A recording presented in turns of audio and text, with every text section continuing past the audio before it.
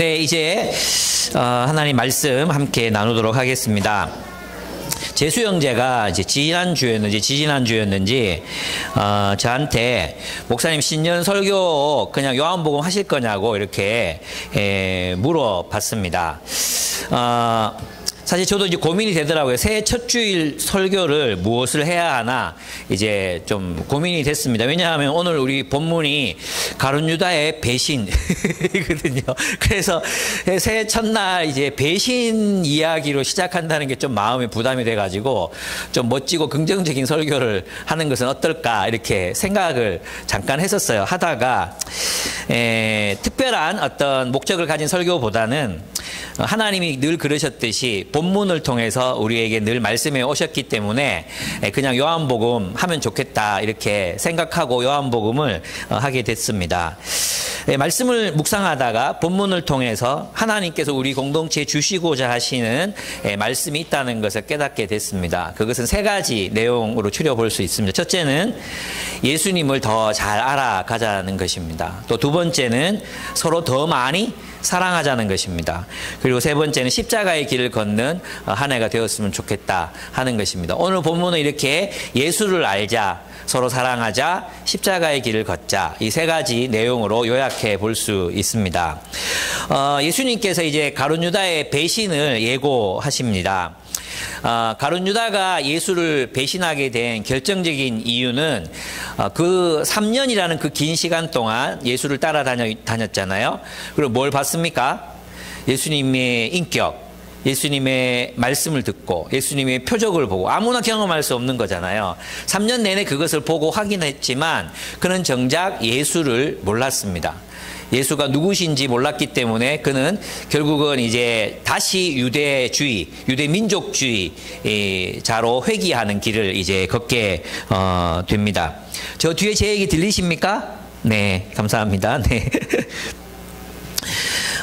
그래서 그는 결국 배신자가 되고 맙니다. 여러분, 예수를 배신하는 건 다른 데서 오는 것이 아니라 예수를 바르게 알지 못할 때,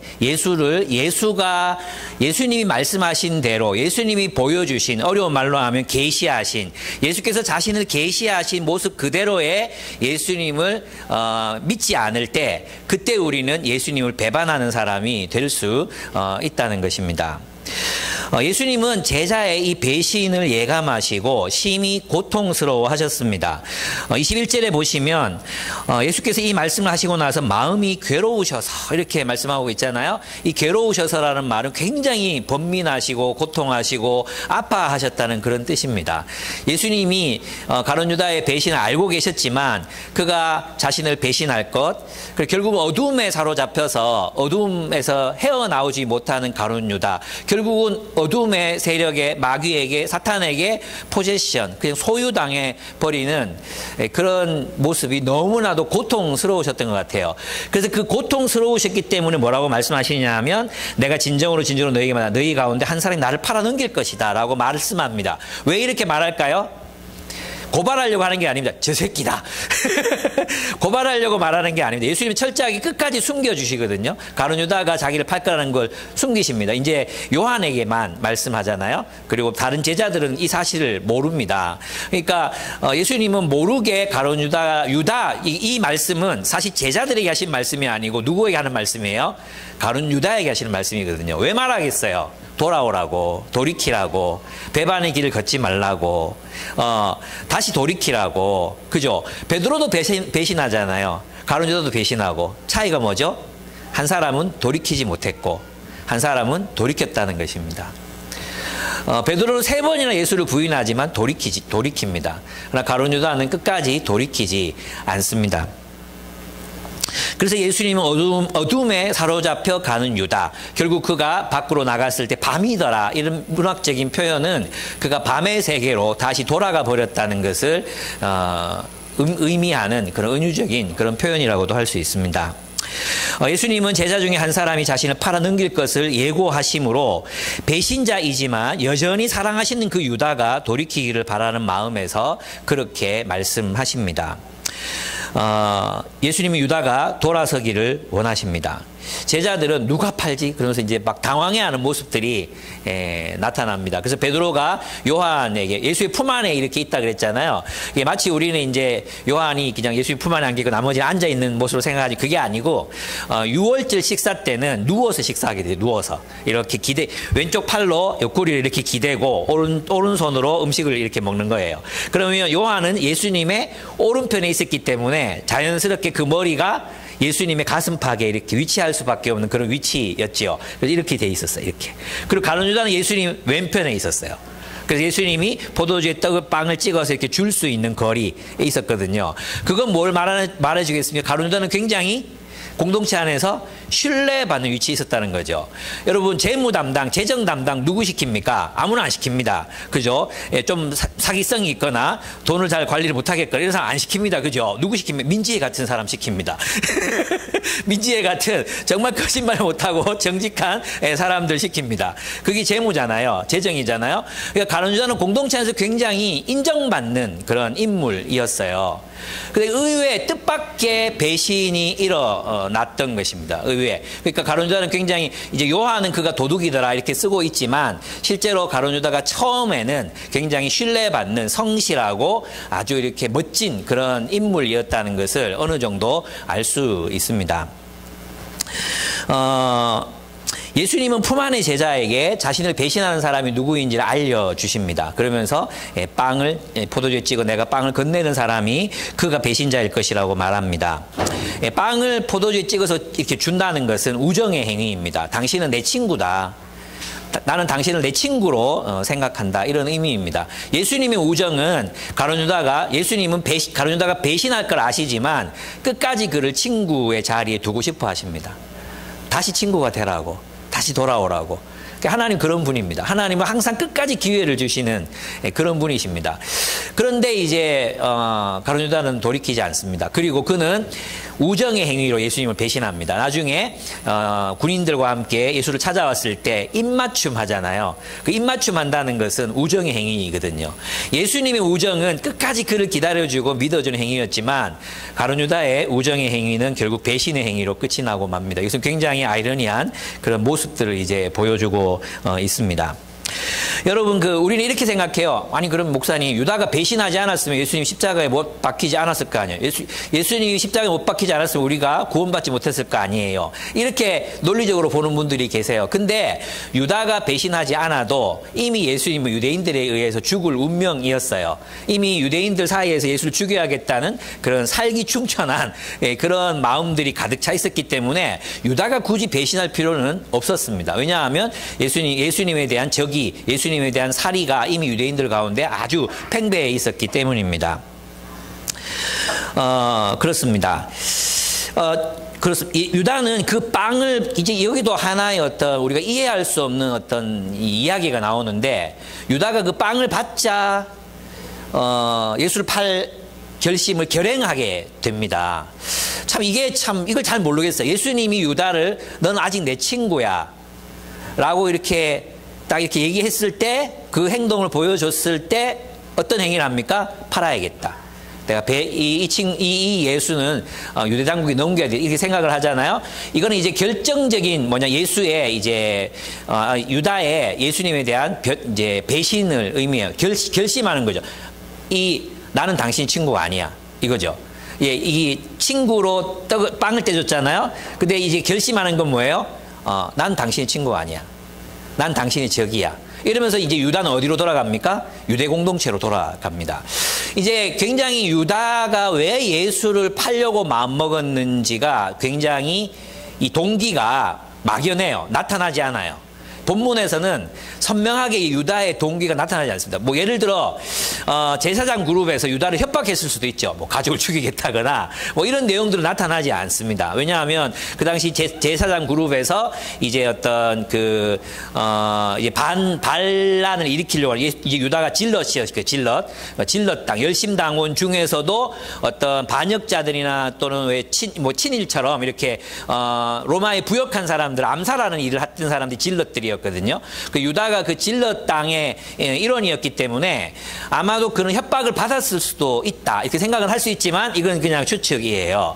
그런데 이제 요한복음 본문의 맥락을 이렇게 가만히 보면 유다가 처음에는 예수를 메시아로 믿고 따랐던 것 같아요.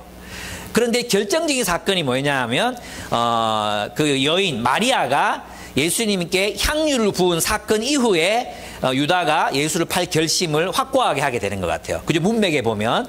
그러면 그게 무슨 말이냐 하면 유다가 생각했던 메시아와 그리고 예수님이 스스로 말씀하시는 메시아의 상이 너무나도 달랐던 거죠.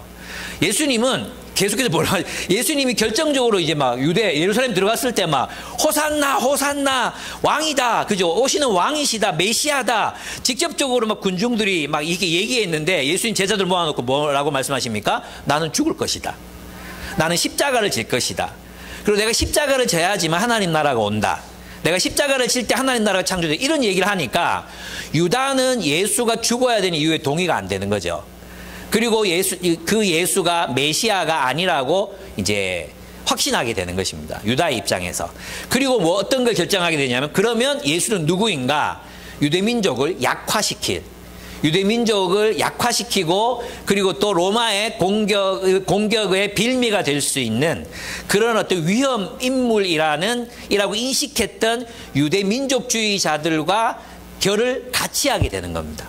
그죠? 요한복음에서 우리가 읽어낼 수 있는 단서는 그거 한 가지예요. 그러니까 유다는 어떤 돈에 대한 욕심이 있었던 것도 아니에요. 은 30을 그 몸값으로 주거든요. 근데 유다가 그 돈 어떻게 합니까? 들고 나오면서 성전 바닥에 그냥 뿌려버립니다. 내가 이 돈 때문에 이런 짓을 하는 줄 아느냐고 이게 뿌려버립니다. 그죠? 그러니까 굉장히 어떤 상남자죠. 한마디로 사나이죠, 사나이. 아마도 지금 많은 이 사람들이 보면 막 이럴 수 있는 그런 어떤 인물이라고 할 수 있습니다. 그런데 그는 이 예수님이 하나님 나라를 세우시는 방식, 그게 뭐예요? 십자가를 통한 평화. 십자가를 지는 삶을 통한 평화, 그리고 그 평화의 공동체가 세상으로 출현한다는 것에 대해서 그는 이해할 수도 없었고 하지 않았고, 그리고 예수는 우리 유대 민족의 적이다. 이렇게 이제 판단하고 예수를 팔게 된다고 추측해 볼 수 있습니다. 그렇다면 우리가 생각해 볼 수 있는 게 있어요. 그게 뭐냐면 이제 우리가 진짜 예수님이 말씀하시는 대로 예수를 우리가 알고 있는가? 우리 한국교회, 아니 세계교회 그리스도인, 스스로를 그리스도인이라고 말하는 사람들이 예수를 도대체 누구라고 알고 있는가 하는 거예요. 그 스크루테이프, C.S. 루이스 스크루테이프에 그런 얘기 나오잖아요. 기도에 대해서 얘기하면서 악마가 워무드, 그 자기 조카 새끼 마귀에게 이렇게 가르쳐요. 그리스도인들이 기도하게 하라는 거예요. 기도를 많이 하게 하라는 거예요. 근데 무엇에다가 기도하라는 거예요? 그들의 마음이 만들어낸 허상, 그들이 마음이 만들어낸 예수를 만들어, 마음으로 자기들이 원하는 예수를 만들어 놓는 거예요. 예수. 그죠? 내 기도 다 들어주는 분, 나와 함께 하는 분, 나를 위로해 주시는 분, 내 상처 보듬어 주시는 분, 내 앞길 형통하게 하는 분, 예수 잘 믿으면 성공하게 하는 분, 이런 식의 예수를 만들어 놓고 그 예수에게 절하게 하라는 거예요. 그 예수에게 기도하게 하라는 거예요. 그러나 그렇게 아무리 많이 기도하더라도 그 기도는 우리의 진영에, 이 사탄 진영에 전혀 타격이 될 수 없다. 그런데 그렇게 기도하다가 혹시라도 저 하늘에 있는 하나님이 저 원수가 듣고 진짜 하나님, 진짜 예수가 어떤 분인지를 알게 되면, 자기가 기도하는 대상이 바로 나 자신의 욕망이었구나, 내 욕망의 화신, 욕망이 만들어내는 우상에 절하고 있었구나, 기도하고 있었고, 이걸 발견하게 되고 진짜 예수를 알게 되는 순간이 우리에게 가장 위험한 순간이다. 이렇게 이야기해요. 오늘날 성경을 읽지도 않고 묵상하지도 않고 연구하지도 않는데 많은 사람들이 예수를 안다고 착각합니다. 예수가 무엇을 말했는지, 예수가 어떤 방식으로 하나님의 나라를 세상에 가지고 온다고 말했는지, 예수가 어떤 분인지 모릅니다. 모르는 채로 예수께 기도합니다. 그리고 예수를 따른다고 말합니다. 그것은 예수가 아니라 우상입니다. 그것이 바로 배신인 것입니다. 그래서 우리는 하나님 말씀 깊이 묵상하고 연구하고 깨달으려고 애를 쓰고 예수가 말하는 대로 예수님이 말씀하신 대로, 예수님이 보여주신 예수님이 가르쳐 주신 예수님이 계시하신 그 예수를 우리가 만나야 됩니다. 그 예수를 모른다면 우리는 가룟 유다처럼 되는 것입니다. 가룟 유다는 자신의 아젠다를 결코 포기할 수 없었기 때문에 배신자가 되었던 것입니다. 그래서 있잖아요. 우리는 예수님을 어떤 민족주의 틀에다가 예수님을 집어넣으면 안 됩니다. 사실 우리 한국 초대교회에 많은 민족 지도자들, 기독교 지도자들이 있었습니다. 그런데 그 중에 많은 분들이, 어떤 분들은 정말 기독교 복음을 알고, 복음의 내용대로 그렇게 살아가려고 애를 썼던 분들이 계셨습니다. 분명히 예수의 제자로 사는 분들이 신앙이 중심이 된, 그 예수님을 믿는 신앙, 예수님을 메시아로 믿는 그 신앙이 중심이 된 신앙생활, 그래서 민족을 사랑하는 운동을 하신 분들이 계셨어요. 근데 많은 분들은 우리가 존경하는 많은 민족주의 지도자들은 사실은 민족을 위해 기독교를 이용합니다.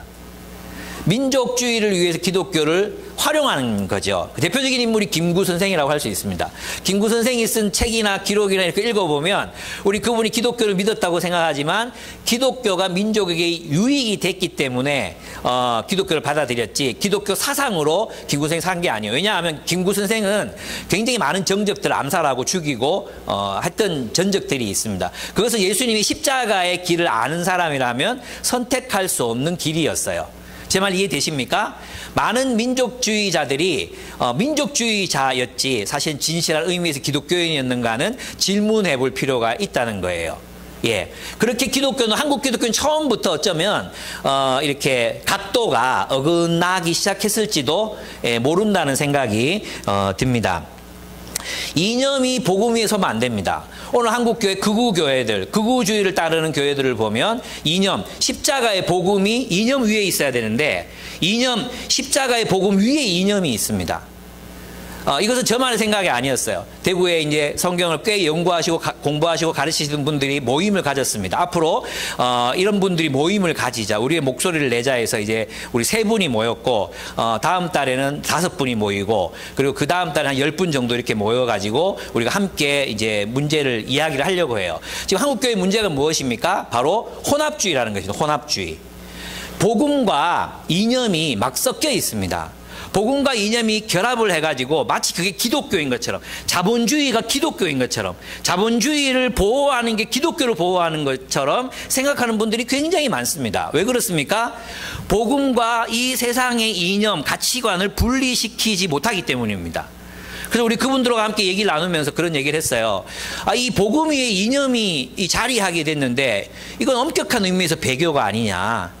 그래서 지금 우리가 해야 될 작업이 뭐냐? 정말 복음을 이 혼합주의, 여기에서 혼합되어 있는 이념들에서 이걸 분리시켜서 어떻게 우리 시대를 이 복음으로 해석하고 예수님의 말씀으로 해석하고 적용해야 될지를 다시 시작해야 되는데, 결국 우리가 해야 될 그런 작업들은 정치권을 향한 게 아니라 교회를 향한 것이 되어야 되지 않겠나. 교회의 청년들과 교회의 성도들 어떻게 하나님의 말씀대로 살게 할 것인가. 그게 우리의 숙제가 아니겠는가. 그런 얘기들을 하면서 참 공감하면서 제가 치질로 똥꼬가 진짜 찢어지게 아픈데 나가서 그 얘기를 3시간 동안이나 하면서 제가 같이 있었던 적이 있었습니다. 오늘 우리 심각합니다. 사도 바울이 우려했던 그런 일들, 복음과 세상의 가치관을 섞어버리는 그런 일들이 지금도 일어나고 있다는 것입니다. 여러분, 그렇습니다. 민족주의가 혹은 복음이 체제 옹호자가 될 때, 그때 어떻게 됩니까? 복음은 변질합니다. 그럼 우리는 배신자가 될 수 있다는 것입니다. 이념이 복음 위에 설 때 우리는 배신자가 될 수 있습니다. 사적으로 보면 우리의 꿈이나 계획이 예수님보다 앞설 때, 내 계획, 내 꿈, 그것이 예수님이 우리에게 말씀하시는 사안보다 더 위에 있을 때, 내 꿈과 내 계획이 내 삶을 인도해 갈 때, 예수가 아니라, 그럴 때 우리는 배신자가 될 수 있습니다. 가룟 유다처럼. 가룟 유다는 결코 자신의 아젠다, 자신의 목표, 그것을 예수의 수많은 표적들에도 불구하고 볼 수 없었습니다. 아니, 보지 않으려 했던 것입니다. 우리의 생각과 우리의 판단이 예수 그리스도의 말씀 위에 있을 때 우리는 배신자가 될 수 있습니다. 예수님께서 친히 이렇게 말씀하셨지만 네 가운데 나를 팔자가 있다고 말씀하셨지만 제자들은 그가 유다인지를 알아차리지 못합니다. 그는 그만큼 신뢰받는 인물이었습니다. 여러분, 예수님의 이 신뢰받는 제자들의 공동체, 유비긴이 말했잖아요. 교회 안에 배신자가 있을 수 있다는 것, 이것은 놀라운 일이 아닙니다. 예수님의 공동체 안에도 그렇게 신실해 보이던 어떤 한 친구가 예수를 배반하고 파는 사람이 되었습니다. 우리 교회 안에도 이런 사람들이 있을 수 있다는 거 우리가 알아야 합니다. 한때 신실했던 사람이 끝까지 신실할 수 있는 것이 아닙니다. 한때 신실했다고 해서, 한때 헌신되어 있었다고 해서 지금도 헌신되어 있다고 생각하는 건 착각입니다. 우리는 항상 변질될 수 있습니다. 우리 모두는 요한이 왜 이 본문을 이렇게 길게 썼을까요? 가룟 유다의 배신을. 우리도 그 배신자가 될 수 있다는 거예요. 나도 배신자가 될 수 있다는 거예요. 우리가 정말 추앙하고 존경하고 그리고 따랐던 많은 기독교 지도자들이 있지 않습니까? 그들이 결국에는 어떻게 많은 분들이 그 말년이, 그 노년이 복음과는 전혀 동떨어진 삶을 살다가 가시는 것을 우리 너무 많이 봤지 않습니까? 저도 그럴 수 있습니다.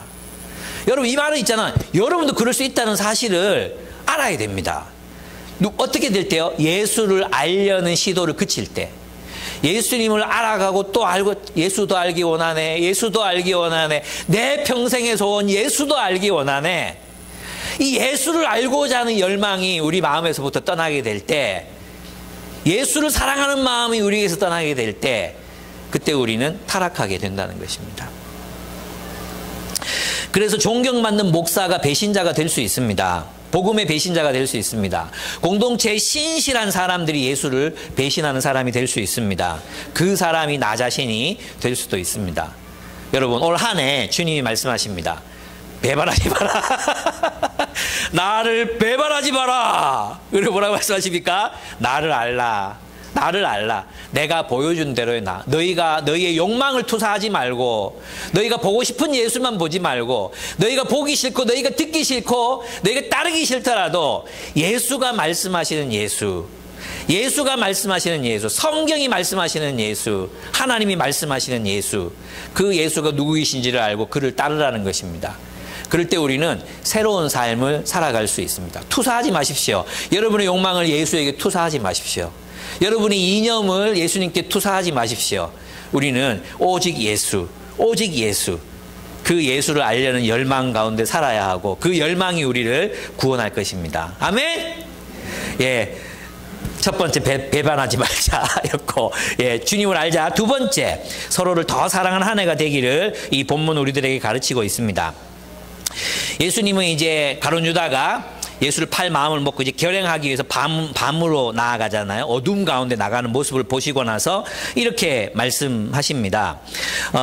내가 31절 보겠습니다. 유다가 나간 뒤에 예수께서 말씀하셨다. 이제는 인자가 영광을 받았고, 이 부정과거 분사라고 하거든요. 이 부정과거 분사는 뭐냐 하면 미래에 있을 어떤 이야기를 지금 과거형으로 확실하게 이야기할 때 부정과거 분사를 써요.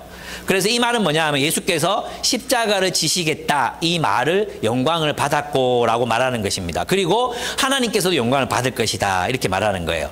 여러분, 그러면 제가 늘 말씀드렸잖아요. 영광이 뭐예요? 영광. 하나님의 본질이 계시되는 게 영광이거든요. 이 전구 다마가 빛을 발하잖아요. 그죠? 이게 이 전구의 영광이라는 말이에요. 그러면 영광, 하나님의 영광은 뭐예요? 하나님의 영광은 하나님의 인격적 본질, 하나님의 인격, 하나님의 본질이 빛처럼 나타나는 게 영광이잖아요. 그러면 우리가 이런 질문을 할 수 있죠. 하나님 보여주면 믿을게요. 이런 사람들 많아요. 그죠? 우리 중에도 하나님 보여주면 믿을게요. 이런 사람들 있을 수 있어요. 예. 여러분 이미 그 단계 지나셨겠지만 하나님 어디에서 볼 수 있습니까? 하나님은 2000년 전 십자가에 달린 예수님을 통해 볼 수 있습니다. 하나님을 어떻게 봅니까? 하나님을 누가 압니까? 라고 질문하는 사람들에게 해줄 수 있는 답변이 뭐냐? 하나님은 2000년 전 십자가에 달린 예수를 통해 나타나셨다고 말할 수 있는 것입니다. 영광이 무엇입니까? 십자가에서 하나님이 우리를 얼마나 사랑하시는지를 보여주셨습니다. 하나님이 우리를 위해 얼마나 사랑하시는지, 하나님은 우리를 용서하기를 얼마나 갈망하시는 분인지, 하나님이 심판하시는 분이 아니라 용서하기 위해서 자신의 생명을 바치신 분이라는 것을 십자가에서 보여주셨습니다.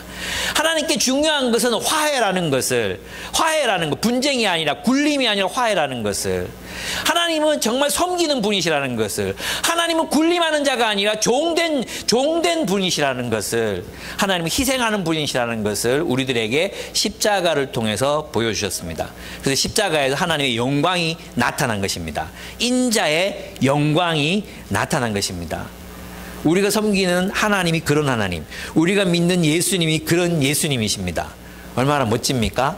그분은 저 보좌에서 군림하고 호령하고 명령을 내리고 그런 분이 아니라 저 낮은 곳에서 우리를 떠받치고 계시는 섬김의 신이시자 종이신 신, 종의 형상을 지니신 신, 종의 형상을 지닌 신, 종의 형상을 지닌 하나님, 그 하나님이 우리가 믿는 하나님이십니다. 왜 죽으셨습니까? 이제 주님이 죽으신 이유가 나옵니다. 34절입니다. 여러분, 예수님은 지금 십자가의 길을 걷잖아요. 그런데 33절 한번 보세요. 33절. 어린 자녀들아, 아직 잠시 동안은 내가 너희와 함께 있겠다. 그러나 너희가 나를 찾을 것이다. 너희가 찾을 것, 너희 모른다는 거죠. 내가 어디로 가는지 너희가 찾을 거라는 거예요. 그죠? 근데 너희는 못 찾아요. 왜 못 찾아요? 예수님 지금 어디로 가십니까? 십자가를 향해 가고 계시거든요. 그 십자가의 길을 그들은 찾을 수 없어요. 왜? 아직 예수님 십자가를 지심으로 구원의 길을 완성하지 않으셨기 때문에 그 길을 찾을 수 없어요. 유대인들도 그 길을 갈 수 없어요. 베드로도 그 십자가의 길을 걸을 수 없어요. 그것은 예수께서 십자가를 지시고 죽으시고 부활한 뒤에야 비로소 제자들이 걸어갈 수 있는 길이에요. 그래서 못 찾는 거예요. 찾을 수 없는 거예요. 아시겠습니까? 그런데 그 다음 구절이 중요해요. 34절. 이제 나는 너희에게 새 계명을 준다. 왜 새 계명을 줍니까? 예수님이 앞에서 내가 가는 길을 너희가 찾을 수 없다 했잖아요. 그 내가 가는 길이 뭐라고 그랬어요? 십자가의 길이잖아요. 십자가에서 예수님이 무엇으로 죽으십니까? 새 언약을 위한 희생 제물로 죽으시는 거예요. 6월절 어린 양으로 죽으시는 거거든. 이거 제가 반복해서 말씀드리고 있죠. 이해되시죠? 6월절 어린 양의 죽음은 하나님 나라의 백성을 출현시켰어요. 그죠? 메시아의 죽음, 내가 흘리는 피, 이 포도주는 새 언약을 위한 피. 새 언약이 뭡니까? 하나님의 새로운 하나님과 우리가 새로운 백성이 되는 거예요. 하나님의 백성이 되는 언약. 그럼 그 새 언약의 백성은 무슨 계명을 따라야 돼요? 예수의 계명을 따라야 되잖아. 그래서 새 계명을 주는 거예요. 예수님이 지금 십자가의 길을 가잖아요. 십자가의 길을 가서 내가 영광을 얻었다 했단 말이에요. 그죠? 내가 십자가를 진단 말이에요. 십자가를 짐으로 하나님의 희생 제물이 되는 거예요. 그러면 희생 제물이 되면 새 언약을 위한 희생 제물, 하나님과 희생 제물, 어린 양 놓고, 어린 양이 예수님을 놓고 하나님과 우리 사이에서 그분의 언약의 중보자가 되셨어요. 언약을 위한 증인이 되셨어요. 그리고 하나님과 우리가 언약을 맺는 거죠. 나는 너 하나님이 되고 너는 내 백성이 될지라. 새로운 백성이 되는 언약이 예수님이 십자가에서 체결되는 거예요. 그럼 뭐가 나타나야 돼? 하나님의 새로운 백성이 나타나야 되잖아요. 그 하나님의 새로운 백성은 하나님의 새 계명을 따라 사는 거예요. 아시겠습니까? 그래서 주님이 왜 죽으셨어요? 왜 죽으셨어요? 새 계명을 따라 살아가는 백성들을 창조하기 위해서 죽으신 거예요. 그 새 계명이 무엇입니까? 본문 34절 읽어보세요. 34절. 이제, 이게 굉장히 중요해요. 이제 예수님이 십자가에 죽으심으로 뭐가 출현해야 돼? 하나님 나라가 출현해야 돼. 그 하나님 나라가 출현하게 될 때 그 하나님 나라의 핵심적인 계명, 그 하나님의 예수님의 새 계명이 주어집니다. 34절 같이 읽겠습니다. 시작. 이제 나는 너희에게 새 계명을 준다. 서로 사랑하여라. 내가 너희를 사랑한 것 같이 너희도 서로 사랑하여라. 너희가 서로 사랑하면 모든 사람이 그것으로서 너희가 내 제자인 줄 알게 되리라. 내 제자. 새 계명을 따라 예수님의 계명을 따라 사는 백성들이 예수님의 제자, 예수님의 백성, 예수님의 나라가 되는 거예요. 그 나라 백성들은 무엇을 위해 살아요? 예, 이 새 계명을 위해서 사는 거예요. 그럼 여러분, 예수님 왜 죽으셨습니까? 왜 죽으셨습니까? 서로 사랑하라고. 너희가 이기심과 탐욕에 쩔어 있는 진부한 세상살이에서 빠져나와서 이제 서로 사랑하는 삶을 살라고. 누구가 사랑하신 것처럼, 예수님이 우리를 사랑하신 것처럼. 예수님이 우리를 사랑하셨어요. 예수님이 우리를 어떻게 사랑하셨습니까? 목숨 바쳐 사랑하셨어요. 생명을 바쳐 사랑하셨어요. 민년아, 너는 한 소리를 위해서 죽을 수 있나? 죽을 수 있답니다. 예, 사랑이지 그게. 예, 우리 성우 형제 아인이 위해서 죽을 수 있죠. 예, 아버지는 딸을 위해 죽을 수 있습니다. 왜 그렇습니까? 사랑하기 때문입니다. 사랑하면 가능해집니다. 어렵지 않습니다. 정말 사랑하면 자기 목숨을 내놓는 거 어렵지 않습니다. 좀 이게 모성입니다. 동물들도 그렇습니다. 여러분 영양이 막 새끼가 강을 건너는데 악어가 막 잡아먹으러 막 와요. 여러분 유튜브에 그런 영상들이 있거든요. 막 잡으러 오잖아요. 근데 어미가 뛰어들어가지고 대신 잡혀 먹습니다. 그리고 새끼를 구출합니다. 이게 부모의 사랑입니다. 동물들에게도 있는 하나님의 형상입니다.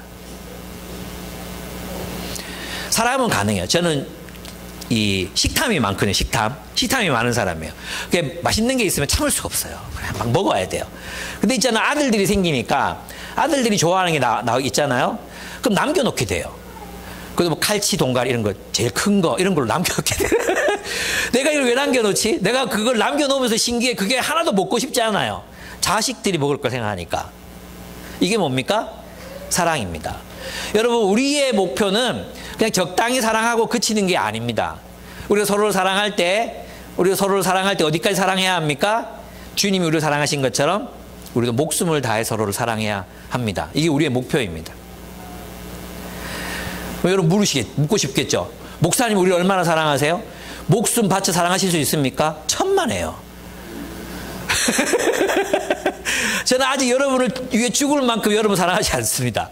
그러나 제 목표는 거기 있습니다. 제가 그렇게 여러분을 사랑하게 되기까지 사랑하고 싶습니다. 여러분도 똑같이 그렇게 해야 합니다. 주님께서 이런 사랑의 공동체를 세우시기 위해서 십자가에서 돌아가셨습니다. 이 사랑의 공동체로 사는 삶이 영생이요 천국이라는 것을 기억하셔야 합니다. 여러분 새해에는 우리 조금 더 사랑합시다. 작년에 했던 것보다 더 많이 좀 사랑합시다. 더 좀 자주 만나고 또 더 좀 자주 밥 먹고 더 자주 인증샷도 올리고 더 깊은 이야기를 좀 나눕시다. 또 더 자주 만나서 함께 놉시다. 좀 놀아요. 예, 맨날 영적인 이야기만 하지 말고 낚시도 가고 고기도 구워 먹고 놉시다. 예, 그렇게 놀면서 말씀도 나누고 그렇게 우리 함께 사랑하면 하는 한 해 2023년 정말 서로를 깊이 사랑하는 한 해가 되었으면 좋겠습니다. 그래서 있잖아요. 정말 내 목숨 주어도 아깝지 않을 만큼 귀한 존재들로 서로가 서로에게 귀한 존재들이 되는 것. 그것이 주님이 올 한 해 우리에게 명령하시는 게 아닌가 이런 생각이 듭니다. 세 번째, 주님은 우리에게 말씀하십니다. 십자가의 도를 따르는 한 해가 되라고 우리에게 말씀하십니다. 시몬 베드로가 예수님이 어디로 가시는지 여쭙습니다. 오늘 본문에 보면 36절 보십시오. 시몬 베드로가 예수께 물었다. 주님 어디로 가십니까? 난 베드로의 이 의리 진짜 부러워요. 예. 주님 어디로 가십니까? 예수께서 대답하셨다. 내가 가는 곳에 네가 지금은 따라올 수 없으나 나중에는 따라올 수 있을 것이다. 지금 못 따라간다고. 지금 넌 따라올 수 없다고 말씀하세요. 왜 못 따라옵니까? 아직 예수님이 십자가를 지시지 않으셨잖아요. 그죠? 지금 베드로가 믿는 예수님을 따라가면 지금 베드로의 의도가 뭐예요? 당신 어디로 갑니까? 내가 따라가서 내 죽기까지 싸우겠습니다. 당신이 하나님 나라 세우고 싶습니까? 나 옆에서 충성해서 내가 칼 들고 싸우겠습니다. 지금 베드로 칼 품고 있거든요. 그죠? 아마 이 가룟 유다가 배신한다는 거 베드로가 알았으면 가룟 유다 그 자리에 죽었을지도 몰라요. 지금 칼을 품고 있잖아요. 예, 칼을 품고 있는데 어디든지 갈 준비가 돼 있었습니다. 근데 지금은 베드로가 예수 따라가면 안 됩니다. 왜냐하면 예수님이 걸어가신 그 십자가의 길을 전혀 이해하지 못하고 있거든요. 전혀 알지도 못해요. 그러니까 니 따라올 수 없다고 말씀하시는 것입니다. 너는 내 따라올 수 없다. 그러나 나중에는 따라올 수 있다고 말씀하시는 거예요. 예수께서 십자가를 지시고 예수께서 이 땅에 세우시고자 하시는 공동체가 십자가의 윤리로 통치되는 공동체는 사실 베드로가 깨닫습니다. 깨닫고 쓴 성경이 무엇입니까? 베드로 전후서예요. 베드로서예요. 베드로서. 베드로전서를 보십시오. 베드로전서의 핵심적인 사상이 무엇입니까? 십자가입니다. 우리가 십자가를 따라 종이 되자. 남편과 아내가 서로의 종이 되자. 그죠? 십자가의 도를 따라 세상을 섬기자. 우리가 고난을 받더라도 세상에 선을 행하자. 세상을 풍요롭게 하는 삶을 살자. 우리가 종이 될 때, 우리가 세상에서 종이 될 때, 우리가 가정에서 종이 될 때 우리가 어떤 곳에서 종이 될 때, 종으로 살 때, 십자가의 도를 따를 때 우리는 세상을 풍요롭게 하고 세상을 구원하는 존재가 될 것이다. 이게 베드로전서의 핵심적인 사상이거든요. 베드로는 그 말씀을 이해합니다. 지금은 따라가는 거죠. 여러분 12제자 중에 유일하게 십자가에 매달려 죽은 사람이 있습니다. 누구입니까? 베드로입니다. 베드로는 십자가에 거꾸로 매달려 죽습니다. 처음에는 제대로 박아놨거든요. 로마인들이 제대로 박아놨어요. 근데 베드로가 우리가 주와 같이 똑같은 모습으로 죽을 수 없으니 거꾸로 매달아라. 이래서 사랑하는 아내와 함께 십자가에 거꾸로 매달려 죽습니다. 베드로는 결국 십자가를 이해하게 됩니다. 후에는 따라올 수 있으리라. 베드로는 후에 따라가는 제자가 됩니다. 비록 3번 부인했지만 그는 주님의 신실한 제자로 살아갑니다. 그렇습니다. 이것이 우리가 따라가는 삶입니다. 우리는 십자가의 도를 따라, 십자가의 도는 있잖아요. 영광에 도달하기 위한 과정이 아니라 십자가의 도 그 자체가 영광이라는 사실을 깨달으셔야 합니다. 고난의 기간이 지나고 나면 영광이 주어질 거야. 그게 아닙니다. 십자가의 삶 그 자체, 고난 가운데서 주님을 신뢰하고 주님을 따르는 그 삶 자체, 그 자체가 하나님의 영광입니다. 그 고난 중에서도 주님을 잃어버리지 않고 주님을 따라 신실하게 살아가는 삶, 그것이 영광, 하나님의 영광이 나타나는 방법이라는 것입니다. 여러분 십자가의 도를 따라 살고 계십니까? 예, 여러분 가정에서 서로 이겨 먹으려고 하지 말고 십자가를 져야 가정에 샬롬이 임합니다. 샬롬. 예.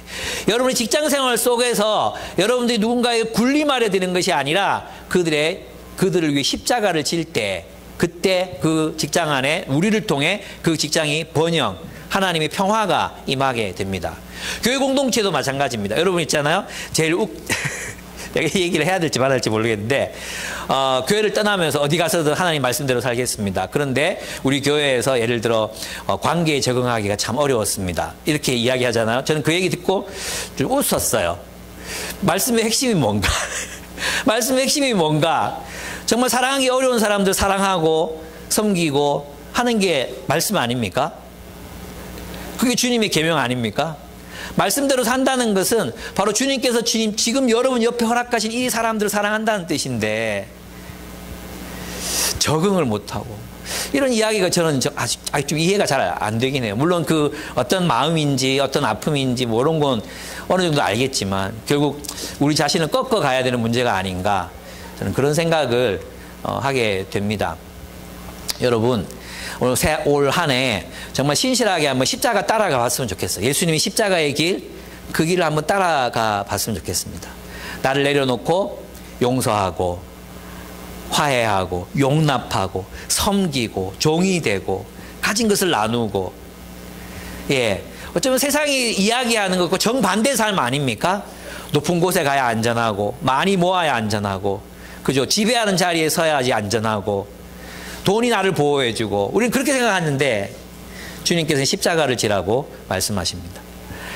그 십자가를 따라 신실하게 걸어가시는 여러분의 한 해가 되시기를 축복합니다. 예, 올 한 해 예수를 더 압시다. 예, 올 한 해 우리 더 서로 사랑합시다. 올 한 해 십자가의 길을 신실하게 걸어가는 우리 기쁨의 교회 성도들이 되시기를 축복합니다. 우리 함께 기도하겠습니다. 이 세 가지 기도 제목을 가지고 함께 기도했으면 좋겠습니다.